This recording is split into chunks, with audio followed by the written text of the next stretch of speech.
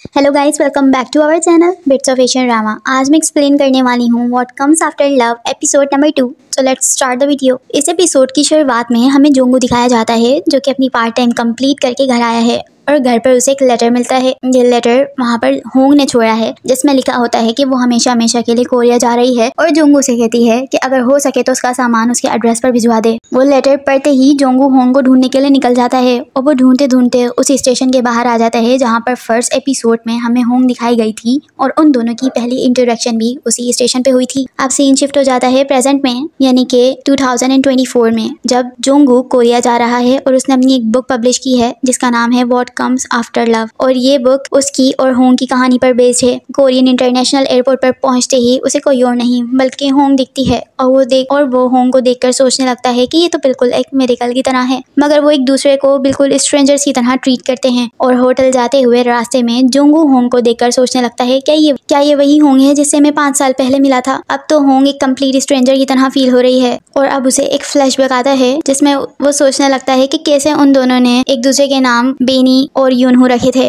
उसके बाद अब जब वो होटल आ जाते हैं तो जोंगू होंग से कहने लगता है कि कितना अजीब है ना कि हम 5 साल बाद मिल रहे हैं। तो होंग उसे कहती है अगर मुझे पता होता कि तुम आ रहे हो तो मैं कभी एयरपोर्ट पर ना आती। और फिर होंग का एम्प्लॉय आकर जोंगू से कहने लगता है कि 30 मिनट बाद आपका इंटरव्यू स्टार्ट हो जाएगा तो आप थोड़ी देर के लिए होटल रूम में जाकर आराम कर लो। फिर जोंगू अपने रूम में आ जाता है। वहाँ पर उसे एक लड़की का कॉल आता है। उसे अटेंड करने के बाद वो एक कीचन निकालता है और ये वही कीचन है जो कि 5 साल पहले होंग ने उसी टॉय मशीन में से पिकअप किया था। अब उस टॉय को देखते ही होंग को फ्लैशबैक आता है कि कैसे वो और होंग अच्छे से रहा करते थे। और फिर एक दिन जोंगू जब होंग को अपने फादर से मिलाने लेके गया था तो उसके फादर होंग से कहने लगते हैं कि तुम जोंगू की पहली गर्लफ्रेंड से बहुत ज्यादा अच्छी हो। तो होंग जोंगू से उसकी पहली गर्लफ्रेंड के बारे में पूछने लगती है जिस पर वो कहता है कि उसने मुझे बगैर किसी वजह के छोड़ दिया। और अब सीन शिफ्ट हो जाता है प्रेजेंट में जहाँ पर जोंगू का पोर्टफोलियो शूट हो रहा है। फोटोग्राफर होंग से कहने लगता है कि वो जोंगू की कॉलर ठीक कर दे। तो होंग उसकी कॉलर ठीक करने जाती है, तभी उन दोनों का आई कांटेक्ट होता है और उन्हें अपनी मेमोरीज के फ्लैशबैक्स आने लगते हैं। इसके बाद सीन शिफ्ट हो जाता है इंटरव्यू पर, जहाँ पर इंटरव्यूअर और जोंगू के दरमियान होंग बैठी हुई है एज अ जापानीज ट्रांसलेटर। अब जो क्वेश्चन इंटरव्यूअर पूछ रही है होंग उसको एक्सप्लेन करती है।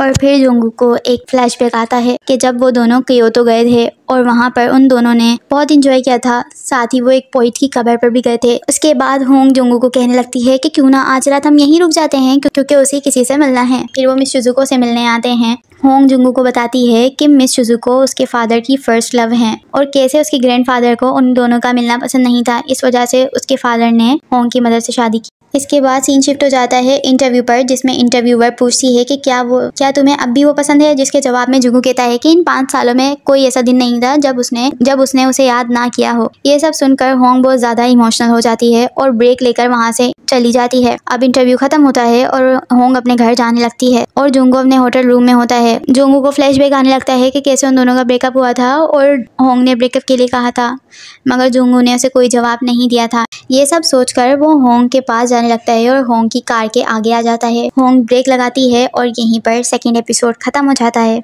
तो यही था आज का एपिसोड। अब मैं मिलूंगी आप लोगों को नेक्स्ट एपिसोड की एक्सप्लेनेशन के साथ।